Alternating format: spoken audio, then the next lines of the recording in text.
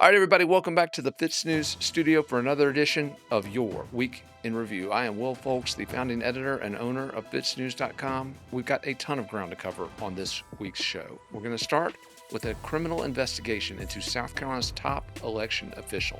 I'm going to sit down with our Andy Fancher, who reported on that story this week, to let you know what he's been accused of and where that investigation could be headed.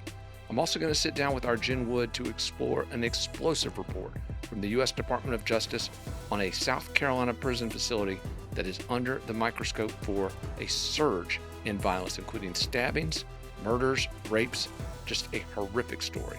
We're also going to tell you about what happened with the Rose Petal murder, the subject of last week's episode. There was supposed to be a big trial in Greenville, South Carolina, but it didn't happen. We're going to tell you why and what's next in that story. And last but not least, I'm going to sit down with our Dylan Nolan to talk about the first week of the legislative session at the South Carolina State House. Taxes are the order of the day, but it turns out the Republican Party, which is supposed to be the party of low taxes, got trumped by a Democrat. We're going to tell you who dropped the bomb on the GOP. All of that and more coming your way on the Week in Review.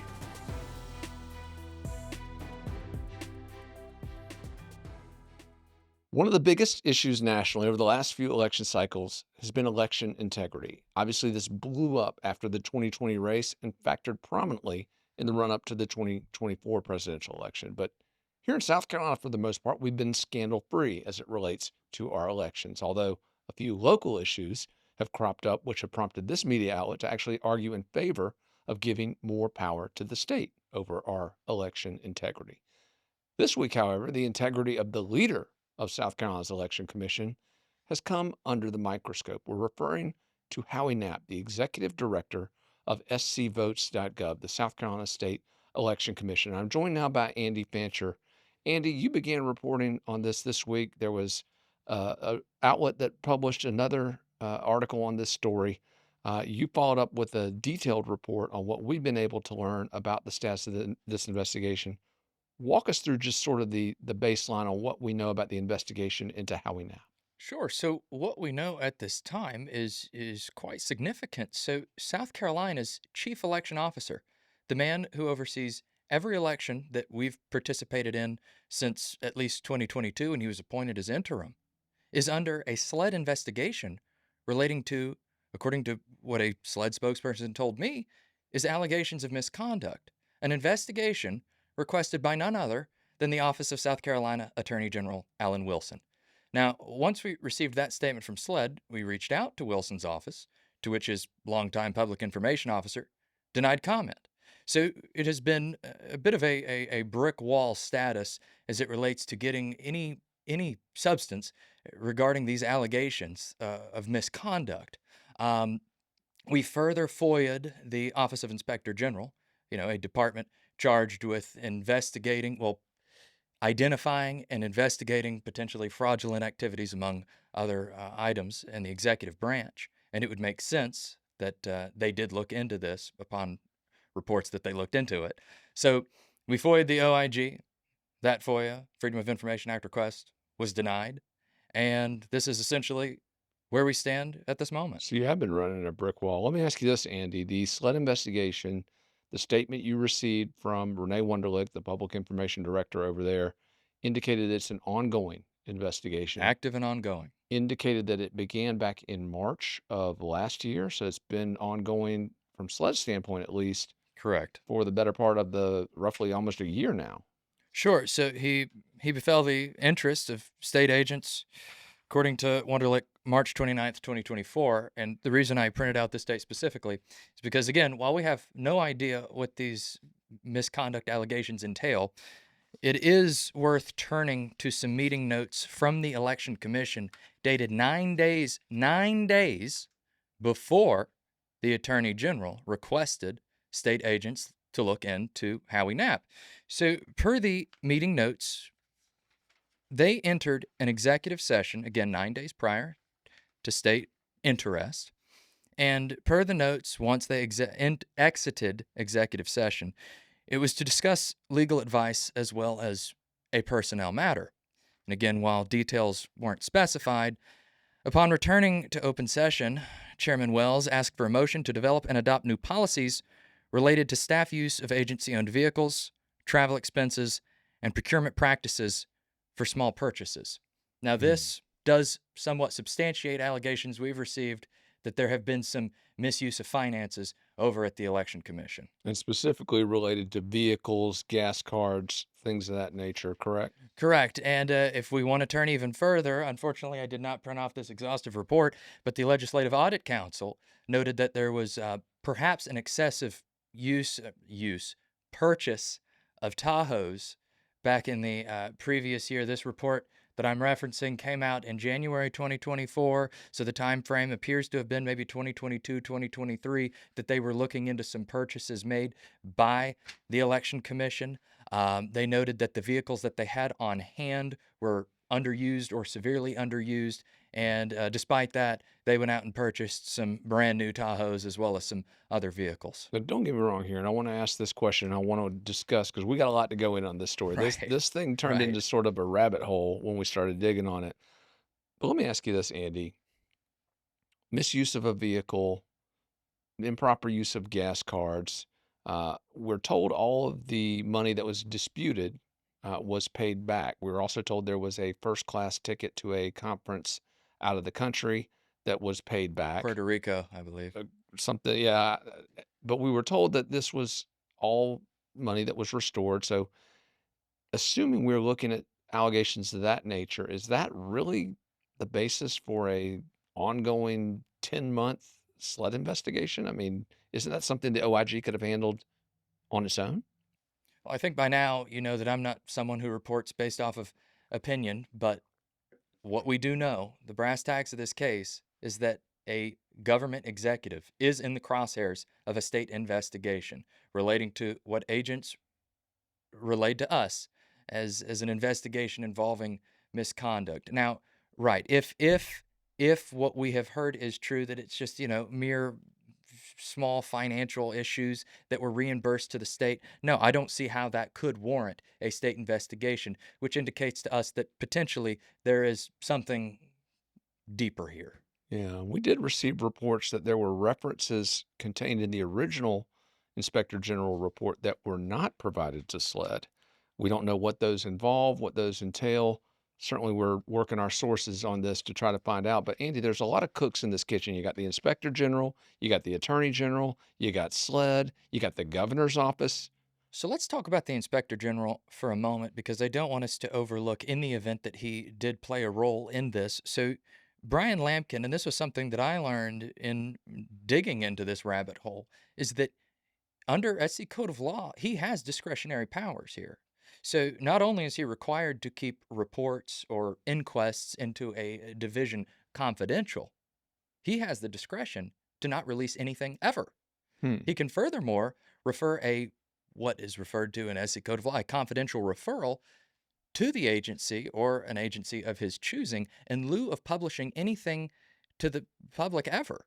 So if he did look into it, or if he had his people look into it, and if he relied on nothing more than a confidential referral, then we'll never know the Mhm. OIG's involvement, which is partially why we FOIA'd and were subsequently denied any information on that. Yeah. Well, and obviously, you mentioned earlier that the Attorney General's office was declining comments. Certainly understand that based on opinion investigation, but it's pretty obvious the progression here. They got a report. There was a referral to SLED. Clearly, at some point during the Attorney General's review, a determination was made that they needed to look at it That it did deeper. warrant That it law war. enforcement scrutiny.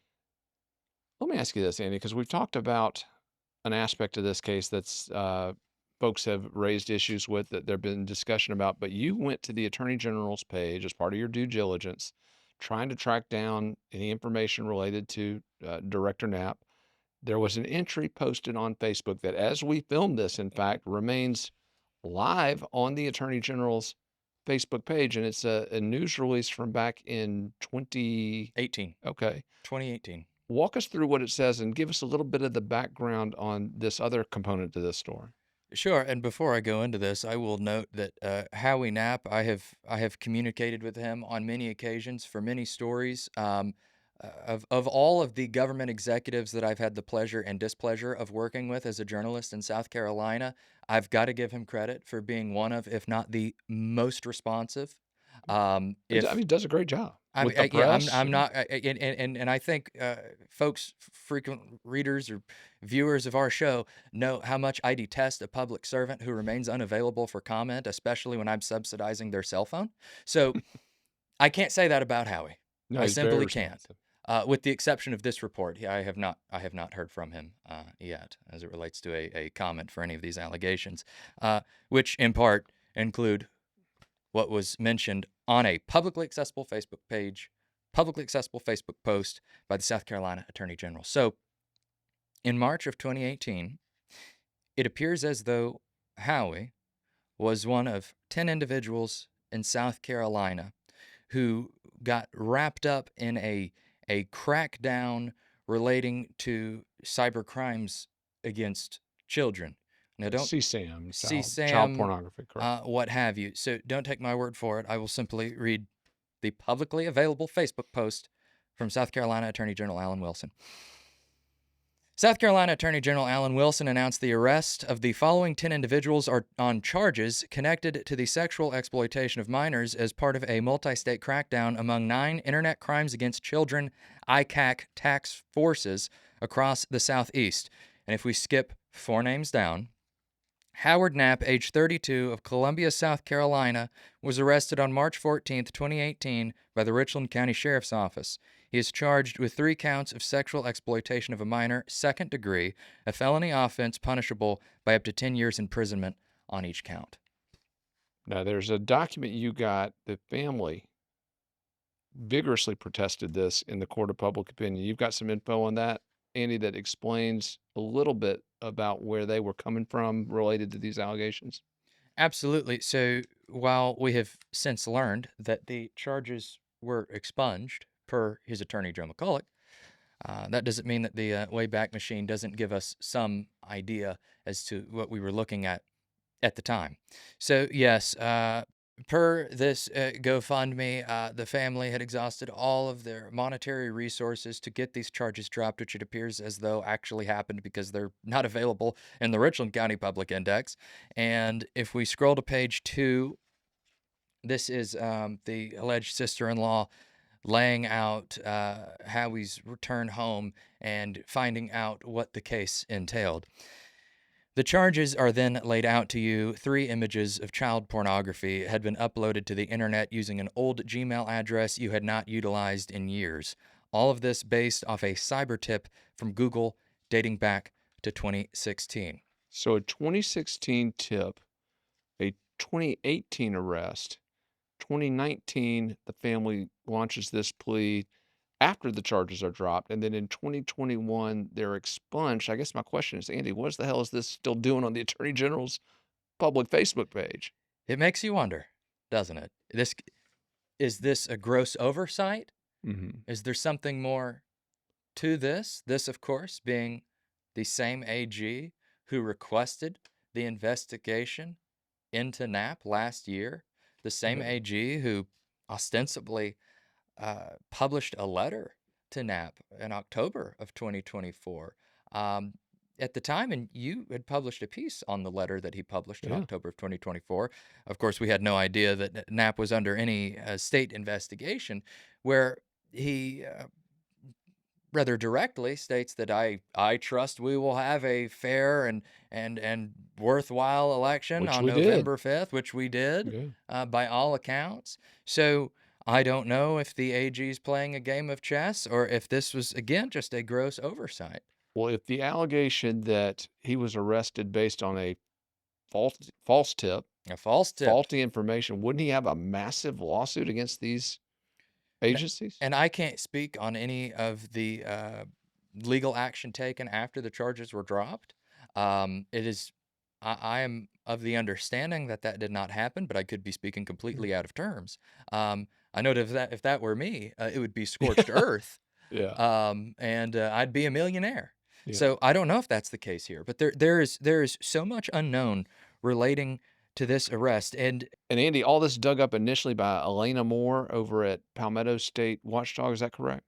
that is They correct. they So broke this this was, story. yeah, this was originally published by Elena Moore, the same day that we subsequently published ours, because we saw that report and felt it was enough to act on because, uh, coincidentally, we had been looking into this ourselves.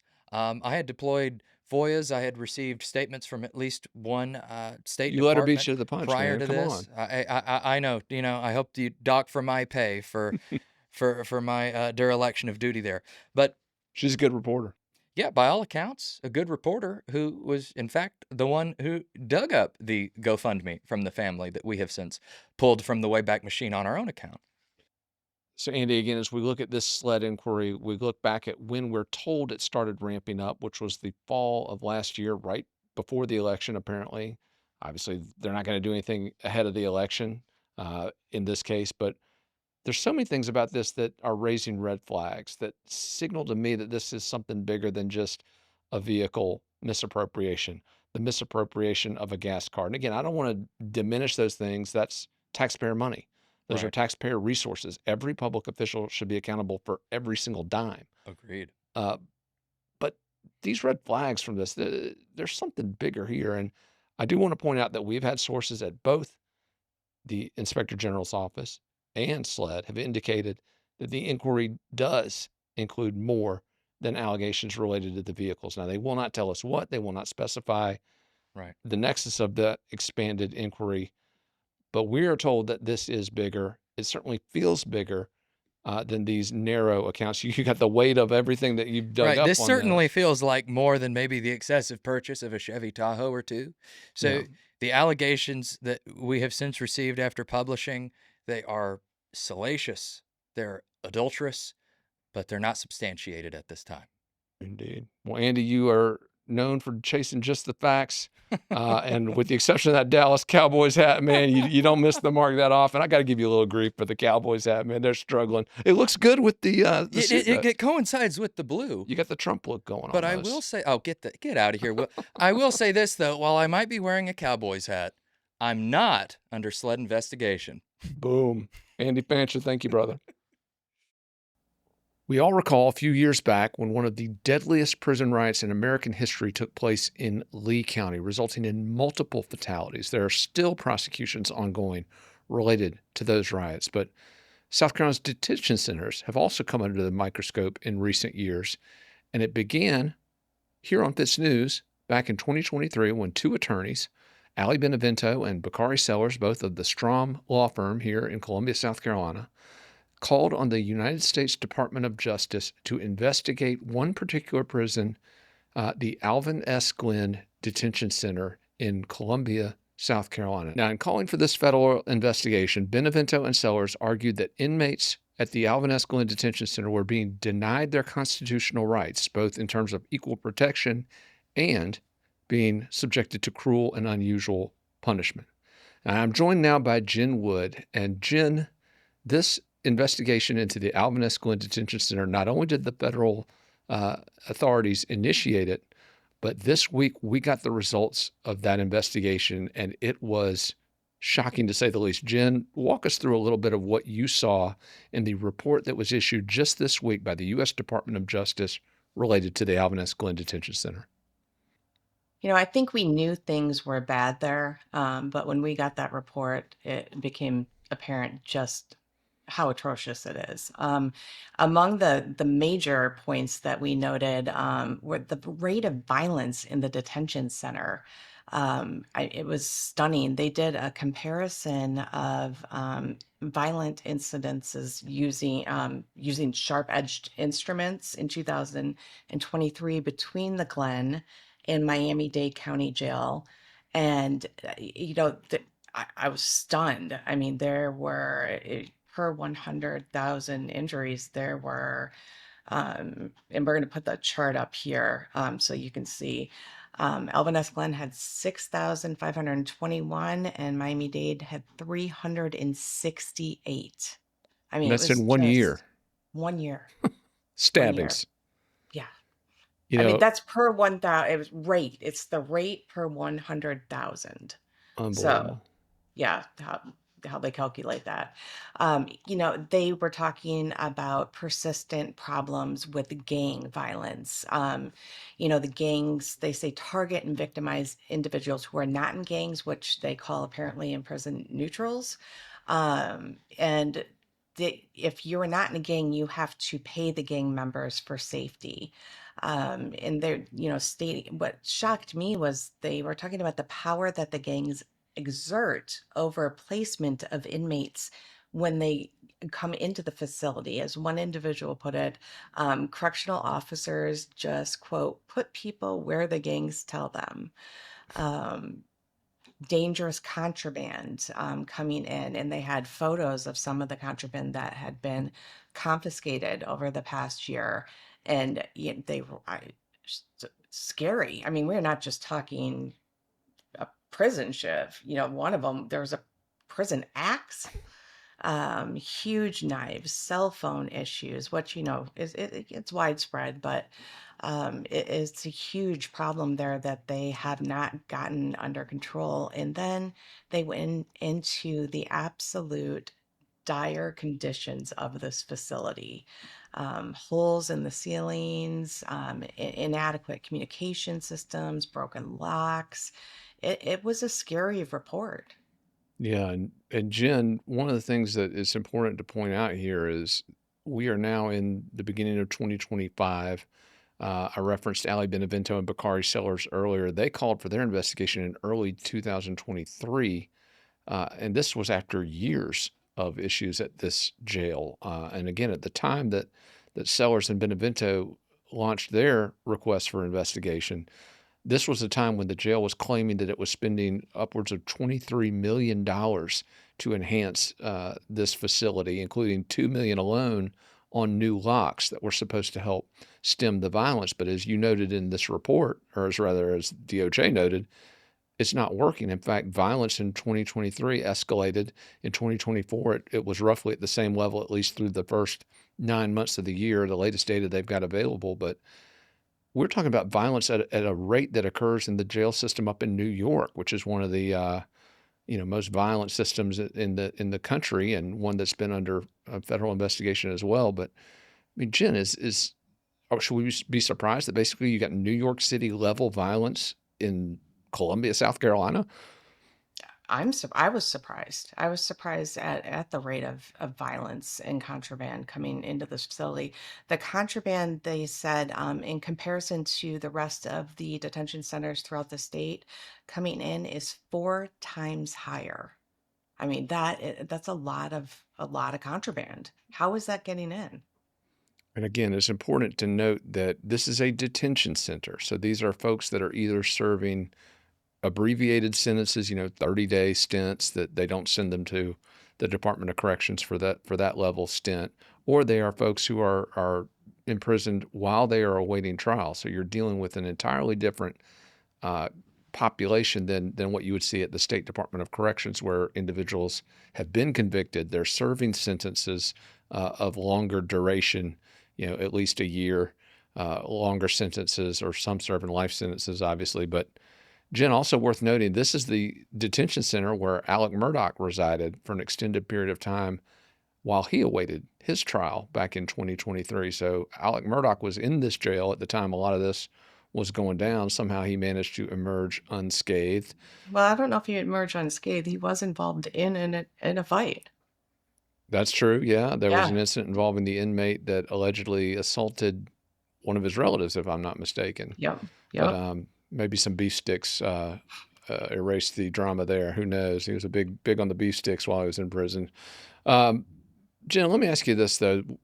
Looking forward, there have been calls for the State Department of Corrections here in South Carolina to take over the Alvin S. Glenn Detention Center. There have been calls for Richland County Sheriff Leon Lott, who has a very no-nonsense approach when it comes to holding violent criminals accountable. There have been calls for him to take it over. I don't think either Sheriff Lott or Corrections Director Brian Sterling want anything to do with this jail.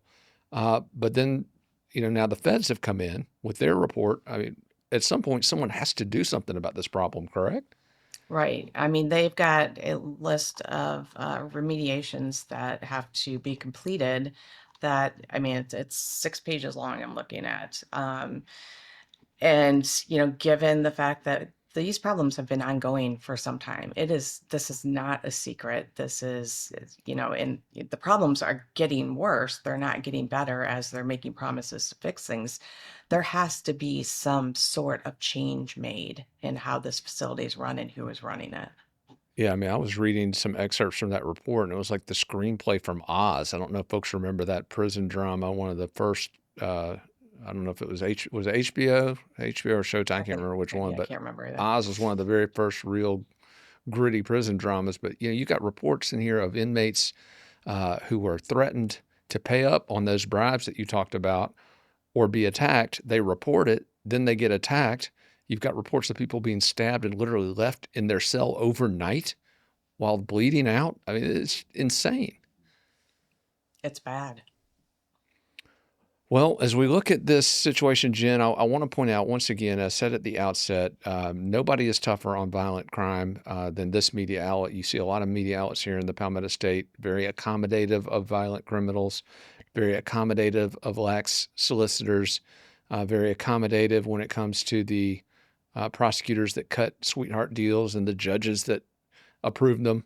But Jen, we've got an obligation here at the end of the day to these incarcerated inmates to provide them with, again, that basic level of protection, especially when they're awaiting trial, when they're presumed innocent. And the infiltration of the gangs in these prisons, I think, is something that's incredibly important to watch, because it's not just the Glen in Columbia. These gangs are calling shots at prisons all over the Palmetto State, at detention centers all over the Palmetto State. And so I guess, Jen, the question is, how are we going to address this problem when so many in the mainstream media refuse to even use the term gangs? They won't even use the term gang because they're afraid of, whatever connotation with it. So how are we going to really address these problems unless we start being honest about the source of them? It always surprises me in South Carolina how much that word gangs is avoided by, media, authority figures. I did a lot of research in college on gang violence and in, gangs in general. And there's a lot of research on them. A lot of states do gang violence reports. And from what I can tell, the last time that was done in South Carolina, I'll have to look, but it was mid 2000s. It's been a hot minute, and I don't think gang violence is going anywhere, clearly. And we've got these gangs really infiltrating the prisons. They're continuing this violence and running, a lot of times um, running criminal enterprises from prison and jail. So it's a huge problem. I think it's not just South Carolina, but it's something that, you know, we need to figure out how to get it control of.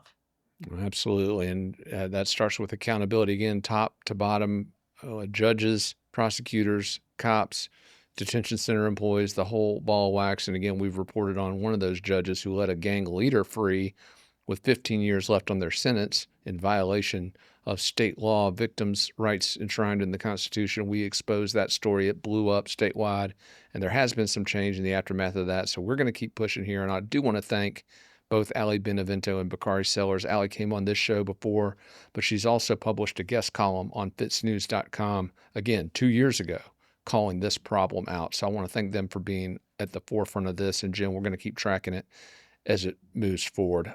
I want to shift now from a discussion of the detention center in Columbia, and I want to go up the interstate here a bit from Columbia to the detention center in Greenville, where an inmate is being held on charges related to multiple sharp force injuries. Obviously, we're talking about a graphic homicide that occurred outside of the prison.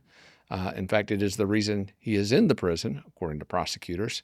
And I'm talking about Zach Hughes, an inmate at the Greenville County Detention Center, a classically trained pianist who is the suspect, the defendant in the Rose Petal murder, one of the most, again, shockingly ritualistic, gruesome crimes that we've ever covered.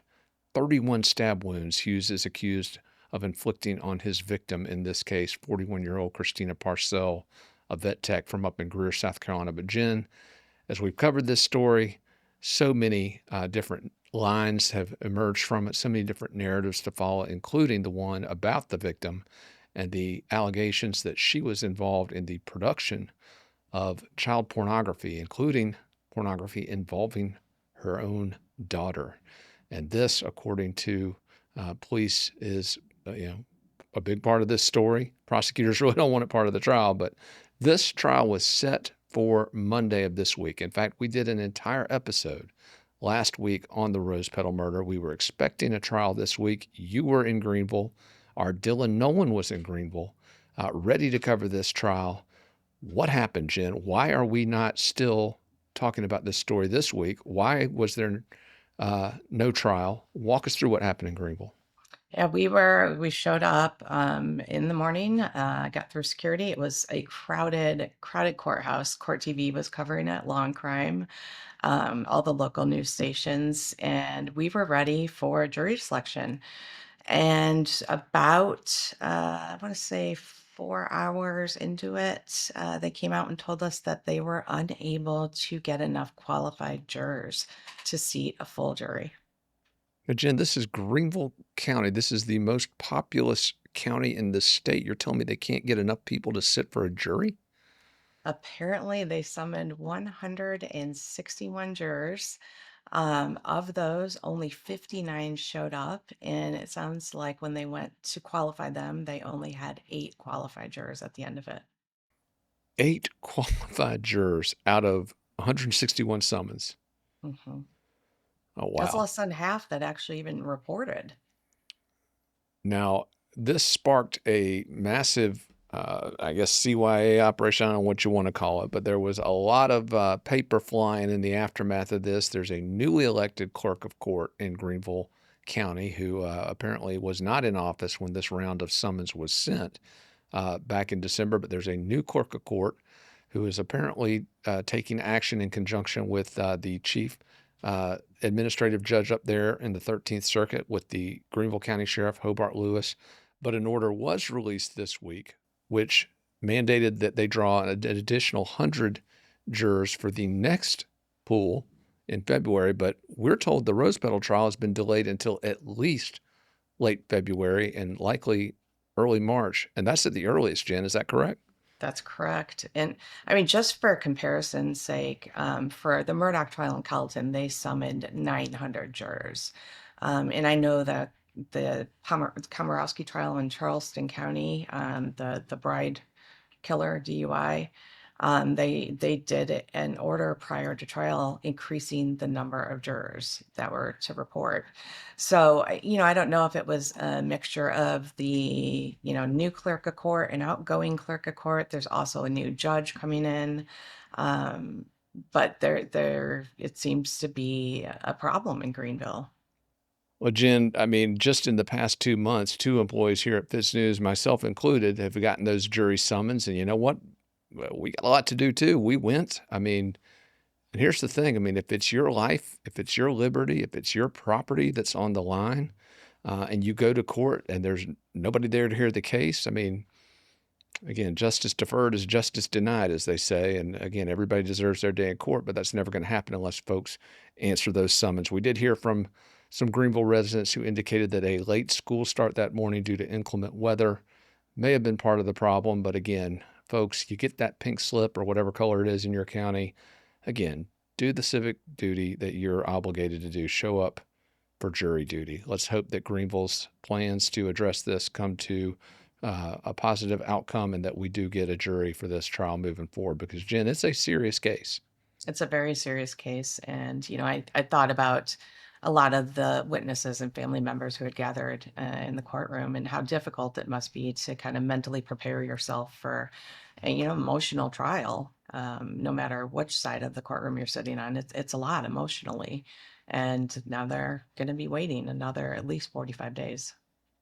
That's true. Well, this week we did hear from an attorney representing John Mello, and I do want to point out this is a guy who has been at the very center of this story. Prosecutors have linked him very closely with the accused killer in this case. John Mello, of course, is the former boyfriend of the victim, Christina Parcell. He is the father of a young daughter with Christina Parcell. John Mello, to his credit, sounded the alarm on the allegations of child pornography. In this case, he's argued that he was consistently ignored. But we are going to be publishing a story related to documents obtained from Mr. Mello's attorney. We look forward to publishing that story and, again, bringing our audience the full picture of this incredibly convoluted true crime saga, the Rose Petal murder. Jen, when are we going to have a trial date again? Early March, you think? I think early March. They said possibly late February, but I tend to think early March. Well, in the meantime, Zach Hughes, the accused killer, remains at the Greenville County Detention Center where he has been since November 2021. Jen, again, that's a long time. That underscores not only the need to get cases moving, but also to focus on the conditions in these detention centers and make sure that the constitutional rights of these inmates are protected. Jen, you did excellent work on both of these stories this past week. Thank you.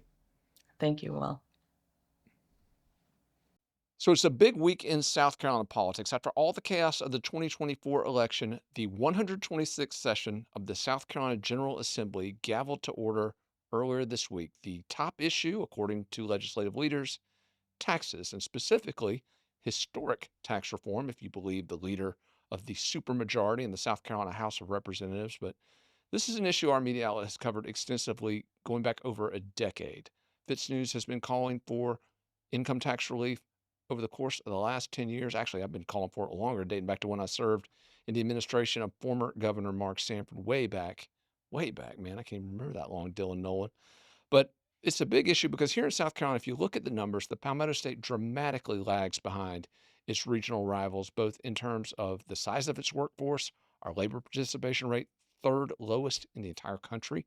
Also, our income levels at the very bottom of the national barrel. I think we got Mississippi below us. But other than that, South Carolina in a heap of trouble in terms of how many jobs there are and what those jobs pay. Tax reform to address that, obviously the top issue before the legislature. I'm joined now by Dylan Nolan. You've been tracking these guys, Dylan, now for a couple of years. You're a veteran of covering these state house politicos now. As you look at this debate as it starts to unfold, we saw some significant developments right out of the gate. We've been listening to Republicans talk for weeks about the bold tax proposals they were going to release as this session started. But it was a Democrat that stole their thunder, wasn't it? It was, and it's a very smart political move because Justin Bamberg, who is an attorney out of Bamberg, South Carolina. Some good branding. Certainly it is. You can't beat that. But he undercut the GOP by proposing a 0% personal income tax. Now, this is something that obviously has little chance of getting advanced through the legislature being proposed by a Democrat and undercutting the negotiations of the actual power players. But it is something that rhetorically is difficult for Republicans to beat. Well, you made a good point. We were talking about this actually earlier in the week when this proposal was launched. And you pointed out this is similar to the proposal put forward by the Freedom Caucus to also eliminate the state's income tax. The Freedom Caucus, obviously a group of conservative Republican lawmakers that are to the right fiscally of the uniparty establishment. So we've got a Democrat proposing no income taxes. We've got the Freedom Caucus, the conservative members of the chamber proposing no income taxes. Dylan, what does the GOP do with that? The GOP is going to do what the GOP does because they're the ones who hold the power. It seems like they're going to negotiate some reduction of the top bracket of the income tax. It seems as though the bottom rates might increase. I haven't seen a concrete proposal, so I don't want to act as if I know exactly what these rates are going to be or to speak out of school here about what they're going to do. But it seems as though they're angling for more of a flat tax rate. That's something similar to what we see in Georgia and some other of our southeastern competitors. Right now, we have the highest top marginal income tax rate, personal income tax rate here in South Carolina, which obviously when folks are considering where to move their lives, where to move their families, and where to start their businesses is something that they're thinking about. That's right. 6.5% is the highest rate in the Southeast. We've got North Carolina has dramatically slashed taxes. They're getting ready to go under 4. You've got Kentucky at 4 with legislation in place to bring it even lower. Florida, Tennessee, they've got no income tax. So again, our neighbors are crushing us on this, Dylan. And if you are an individual taxpayer, if you're an LLC, if you're an LLP, this hits you in where it hurts, doesn't it?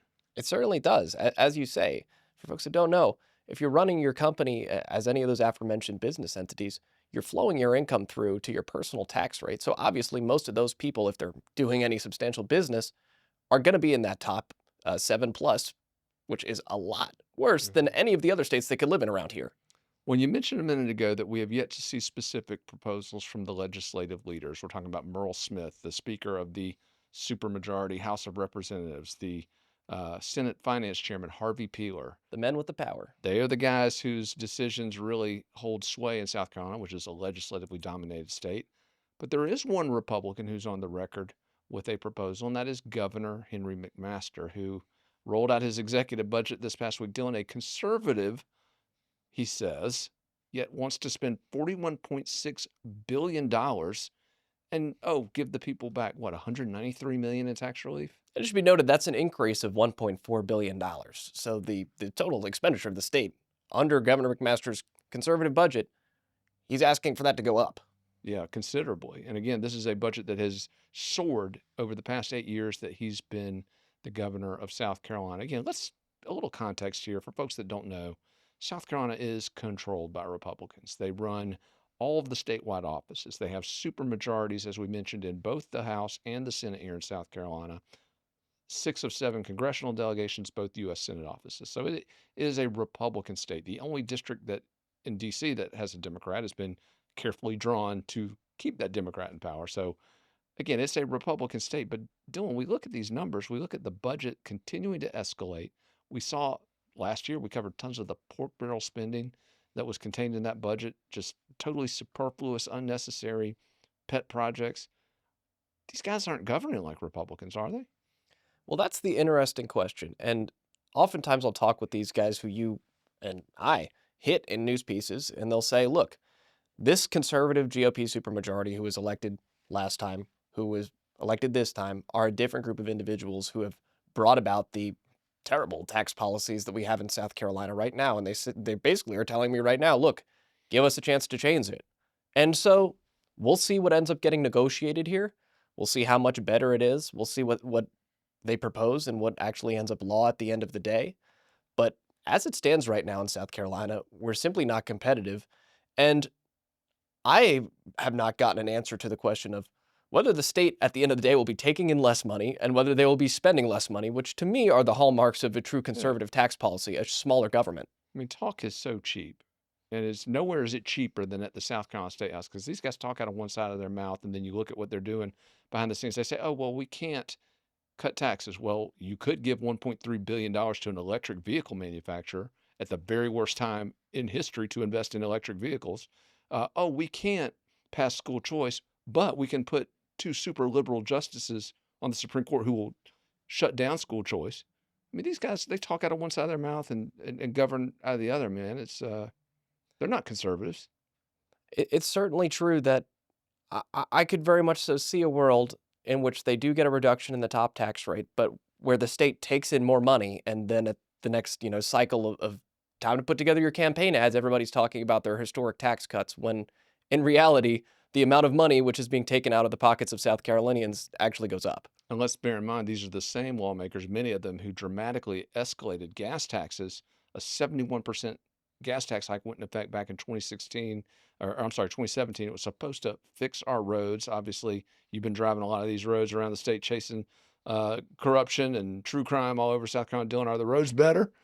I think I would need a moon rover to adequately navigate these roads. Yeah. But Will, we're always complaining about lawmakers not doing this, lawmakers not doing that. I would love it if you would lay out your definition of a conservative tax policy. Well, I mean, I think I've always said government boils down to 3 questions, man. How much money are you going to spend? What are you going to spend it on? And where are you going to get it from? Where are you going to take it from? Those 3 questions will tell you somebody's priorities. I mean, the rest of it is just talk.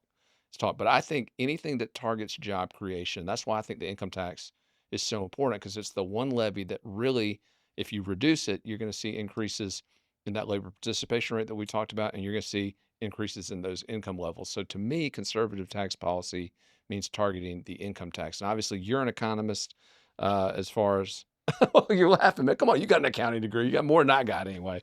But sure, you know the Laffer curve. I mean, there's an optimum point where at one point you're taxing just right. And obviously, we all got to pay taxes. I mean, look, I drive the roads. I want the fire department to come if my house or if this office is on fire. There are core functions of government. I want the courts to hold violent criminals that want to break into these places All the accountable. accountability that we demand on a weekly basis here costs money. Those are core functions of government. But all I'm saying is the lesbian Sanskrit teacher at the University of South Carolina, I'm not sure that that program is necessarily. And as a recent graduate, let me tell you, there are thousands of them there. Yeah, and that's stuff that not only are you subsidizing with direct appropriations, but you're subsidizing with guaranteed debt, taxpayer guaranteed debt. Biden trying to take all the student loans off the table. Again, at some point, to me, conservative tax policy has to be linked with conservative spending policy. So shrinking the budget. Shrinking the budget, or at the very least, putting caps on it. You know what? A lot of the folks that are going to run for governor in 2026, we're getting ready to talk about that race, but I'm told that several of them are looking at tax plans which would take overage, because we've seen so much new money come into Columbia over the last few years. With Good problem to have. billions of new dollars coming in, but they have just funneled that through the same broken, antiquated, dysfunctional, corrupt network of bureaucracies. They haven't reshuffled those bureaucracies to make them more efficient, eliminated ones that shouldn't be there. They've just funneled the money through the same broken system. My point is, hey, let's set a cap, population plus inflation, whatever you want to say it is. Sure. And above that, automatically have it set so that the money goes back. And I think there you would finally start seeing private sector grow instead of bigger government. I think that's a fair thing to ask of these legislators, and we'll see what they deliver on. Well, absolutely. But once again, Dylan pointed out earlier, open mic. You got a tax plan, you want to pitch it to us, we're all ears. And again, whether we agree with you or not, FITSNews is a place where you can share that, have it put out there, debated. Again, we publish that stuff every bit as prominently as our analyses. Dylan, I want to shift gears, though, talking about, we mentioned the governor's race coming up. I did an article last week that talked about the knives were coming out in that race, that we're still months away from people even announcing, but we've already got attacks beginning to filter up through the ether. And one of them hit this week, targeting Congresswoman Nancy Mace, who, according to now multiple polls that I've seen, is, along with Attorney General Alan Wilson, a clear front runner in the race for governor of South Carolina in 2026. Obviously, Henry McMaster will be term limited at that point. He can't run again. But Mace and Wilson, really the two candidates at the forefront of this early field. But she got hit hard this week on the issue of abortion, Dylan. An anonymous text message put out a rating that was released by a group out of Washington, D.C., the Susan B. Anthony Pro-Life Organization, gave Nancy Mace a D rating. And again, we don't know who sent this. We heard from folks close to Wilson's campaign. They say they got nothing to do with it. Never heard back from Lieutenant Governor Pamela Vette's people. She was one of the folks that Nancy Mace singled out on Twitter, said, hey, these are the two that did it. Who do you think's behind it? You know, I'll tell you that a smart assassin does not leave his fingerprints on the shell casings. Yeah, well, that's true. As this race shapes up, though, Dylan, it's going to be bloody. It's going to be brutal. A lot of folks could get in. We've heard multiple state senators are thinking about it. We've heard former Governor Mark Sanford, mentioned him earlier, he might jump in. Just a free-for-all. And then we've also got the U.S. Senate race, which is one that a lot of our national viewers are going to be gravitating toward because it involves a politician who has made a lot of news on the national level, who has on many occasions almost gotten us into World War III. Lindsey Graham. Still trying. U.S. Senator from South Carolina. He is running for re-election in 2026. We have heard rumors that former Lieutenant Governor Andre Bauer might challenge him. Now, if he does, Bauer would be arguably the most credible candidate to run against Lindsey Graham, who really hasn't had a fight. I mean, this guy ran unopposed in the Republican primary 22 years ago, has not had a credible opponent since then, but still has terrible numbers with GOP voters. Dylan, why does he keep getting reelected? Well, there's one thing that I noticed, especially during this electoral cycle, that he has a lot of, and that's money. I mean, you would have thought that Lindsey Graham was running this cycle by the amount of advertisements you saw. I watched a lot of YouTube, go figure, somebody who's producing YouTube videos for a living. But I was seeing Lindsey Graham ads before every other video I was watching, and he wasn't on the ballot. Oh, yeah, he's already there's mailings already out there. Thank Lindsey Graham for standing with whatever. Frankly, unless you're a Ukrainian, I don't know who he's standing with over here. He seems to be more focused over there. Israelis too. Yeah, well, there you go. But let's talk about this guy a little bit, though. I mean, obviously more money than God. The military-industrial complex is going to make absolutely sure. But at what point, Dylan, does a guy who is just so consistently going against President Trump, against those conservative Republican values we talked about earlier. I mean, this is a guy who was called Barack Obama's best GOP ally.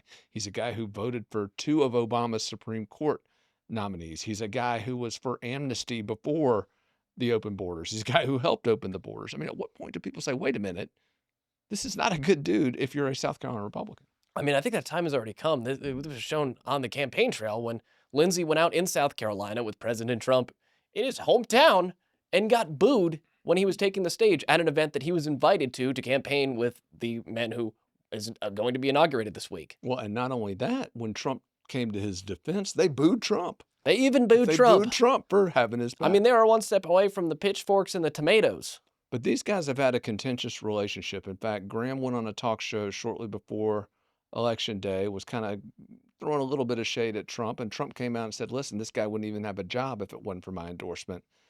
Do we think there's a chance that Trump could come out against Lindsey Graham, or does Graham just hold too much leverage over Trump's appointees? I mean, here's a guy who could really derail a lot of Donald Trump's appointments if he wants to. Yeah, I think that this confirmation process and how loyal Lindsey is to Trump is going to be a determining factor. Our Mar-a-Lago whisperers haven't said that there's been any knifing of Lindsey from the Trump camp, but obviously, why would you, if you're Trump planning on knifing Lindsey, do that before he confirms or doesn't your appointments? Yeah. Well, that's definitely going to be one of the bigger races. If Andre Bauer decides to run, this could be a potentially, again, for the first time ever, credible challenge to Lindsey Graham. And again, Andre Bauer, for those of you who don't know, the guy from Irmo, South Carolina, actually born in Charleston but raised in Irmo, was one of the youngest state senators in history, was the youngest lieutenant governor in South Carolina history, took office at the age of 33, served 2 terms as lieutenant governor, was a CNN analyst for a while. Trump actually nominated him to be the American ambassador to Belize, but the Senate did not take action. It was one of his later moves. But Bauer's a guy, you know, a lot of folks in the anybody but Lindsey camp might say, hey, Right. he'd be preferable. And I'd like to give a nod to Thomas Murphy. I don't know if you're aware, but he has been running the anti-Lindsey Graham Senate candidacy here for years at this point. He's a global war on terror veteran who unfortunately lost his leg, so he very well knows the consequences of neoconservative policies. He has stepped down, saying that he has not generated the level of support requisite to take on somebody like Graham, which shows you that he's not an idiot like a lot of these fringe people who run for elected office. He realized he doesn't have the coffers necessary, but a guy like Bauer, who actually has the money, could take him on. Yeah, and again, he could be one of several that jump into this race. And actually, that would accrue to Lindsey Graham's benefit. The more challengers jump in the race. Certainly. Well, Dylan, I mentioned earlier, Lindsey Graham had not drawn a credible opponent. I do want to point out, in 2014, Nancy Mace did run against him, but at the time, she had yet to even become a well-known operative, let alone an office holder at the state and federal level. She's a wrecking ball now. How the times have But changed. yeah, now if she'd have run against him now, who knows? But obviously, that's a huge race we're going to keep track of. Our national audience will be following that race. There will be tens of millions of dollars spent on that U.S. Senate race and the governor's race here. But we'll be tracking that. Also, we'll be tracking what happens in Washington, D.C. And as we film this, learning that Donald Trump's inauguration being moved indoors, that's a significant development.